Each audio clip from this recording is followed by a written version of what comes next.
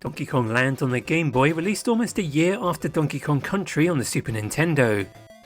It even released on a banana yellow cartridge. How cool is that?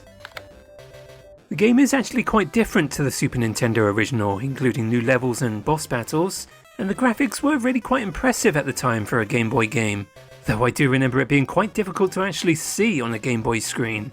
It was much more bearable playing it on the Super Nintendo with the Super Game Boy.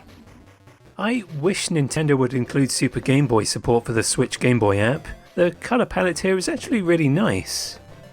Donkey Kong Lands would become a trilogy, and Donkey Kong Land 3 even saw a Game Boy Color edition, though for some reason it only released exclusively in Japan.